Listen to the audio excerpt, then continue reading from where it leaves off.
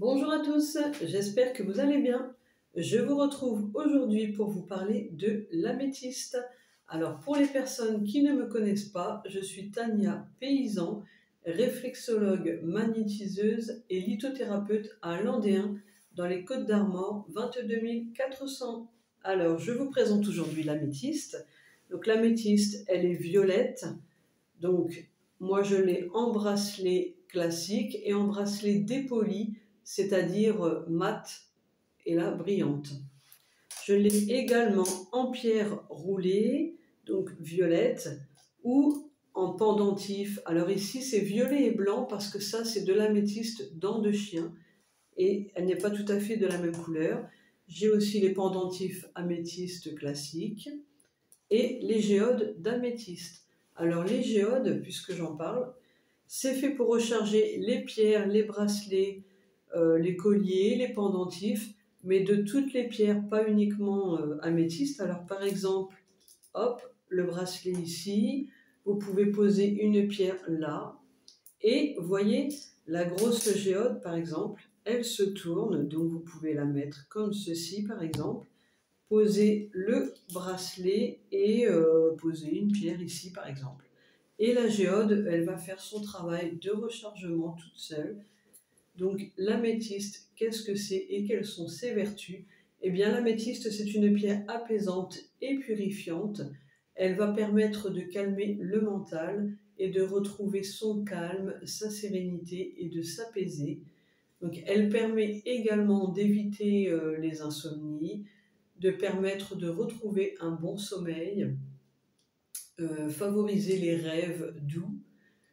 L'améthyste est également recommandée pour les personnes qui ont des problèmes sanguins, pour comment dirais-je, les douleurs articulaires et musculaires, pour les articulations des os.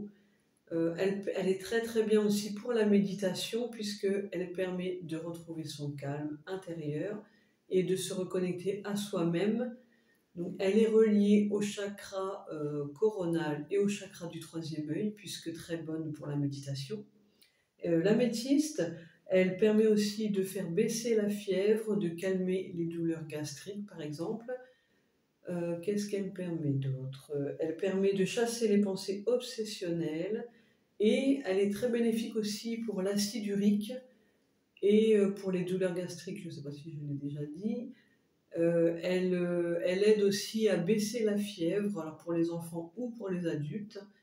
Donc associé également, on peut l'associer avec le quartz fumé, pardon. Associée au quartz fumé, elle permet d'éviter les addictions. Elle lutte contre les addictions si vous l'associez au quartz fumé, par exemple. Donc l'améthyste, elle est reliée à l'ange Ariel, donc H-A-R-I-E-L ou A-R-I-E-L, puisqu'il y a deux orthographes possibles. L'améthyste, pour le nettoyage, vous pouvez la passer sous l'eau ou la nettoyer par fumigation avec de la sauge, du palo santo, encens pontifical ou tout autre encens. Pour le rechargement, donc fleur de vie, géode d'améthyste, qui est parfaite pour l'améthyste en plus, coquille Saint-Jacques, tranche de bois fossile. Vous pouvez également la mettre à la lune, mais surtout pas au soleil, puisque l'améthyste, si vous la mettez au soleil, elle va perdre sa couleur et elle va devenir plus claire. Et donc, voilà, il faut éviter. Ou alors le soleil du matin, vraiment qui n'est pas très très fort, ou le soleil du soir qui n'est pas non plus très fort, mais il vaut mieux privilégier le rechargement à la lune, parce que le soleil, il faut éviter pour l'améthyste vraiment. Donc voilà pour l'améthyste. Je vous retrouve demain pour une nouvelle pierre et les nouvelles vertus.